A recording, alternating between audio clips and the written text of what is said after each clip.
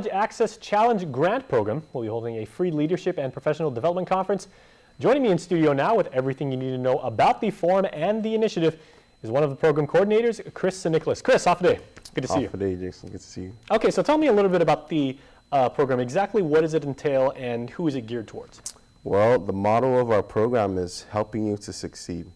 And basically, the College Access Challenge Grant Program is a federally funded grant program underneath President Obama.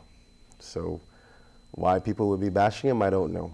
But every year, he gives us $1.5 million to help underrepresented kids as far as middle school, high school, and the adult education.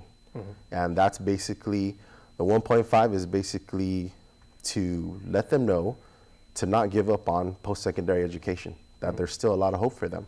Now, can this affect maybe people that maybe they got into military service and they're a little bit older and, you know, like they're just getting out of the military, or some people who may not have been able to afford college before and now, you know, they saved up for a few years after working? Or? Well, with college access, first of all, everything is free.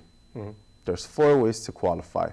You got to be at risk, meaning to say, let's say your home is a non-traditional home, meaning to say your grandma lives with you or maybe your uncle lives with you. That's one way to qualify. You have a disability, that's also another way to qualify as well. And low income, we generally go for the demographics of the people receiving assistance from like GURA. And secondly would be maybe your academics. Okay, in your academics, we need to see where you're at and where you're struggling at, because one of our main benefits in our program is tutoring. So to help the underrepresented, we go out to every public and maybe, you know, most private schools, and we tutor those who qualify. Mm-hmm. That's part of the services. And now, how big is the program right now? How many students do you have in it, and is it growing? Well, when I came in, we had a growing number of 1,300, and now I could safely say, underneath our big program specialist, Milia Feisen, that we have a strong number of 1,500 and up, and wow. growing. So every day on my desk, once my colleagues approve applications, I go ahead and I make phone calls for applicants to turn in needed information to best complete their folder. Now, obviously, if you are an applicant, it behooves you to get your paperwork in early and everything like that. So does the early bird really get the worm, and what should applicants be looking for to, you know, impress upon you that they can succeed at college and that they are worthy? Okay, well, to us in college access, post-secondary education is something that we see as a necessity nowadays. And we look to incorporate that into any young individual, middle school, high school, and adult education, into their social network. That's another way that we see that we can also get students, is just by this event that we're having, the Leadership Professional Development Day, which is from 9 to 4 at the Marriott, is something where students can just, and parents who are interested, can just learn about the program and see that there are also benefits within college that can also help a student not get down and, you know, or feel overwhelmed of the work in post-secondary education.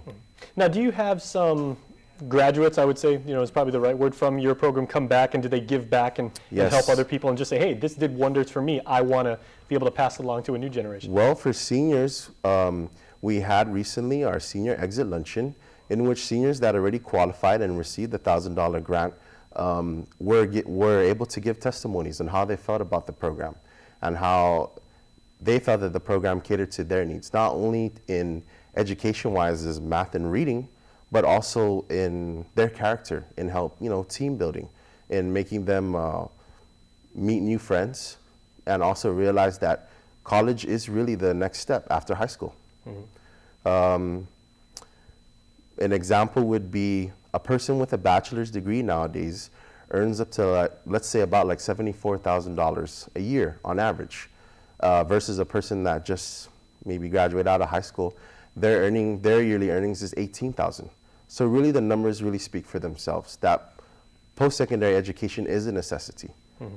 And nowadays, it's not only a high school diploma that, you know, determines your income.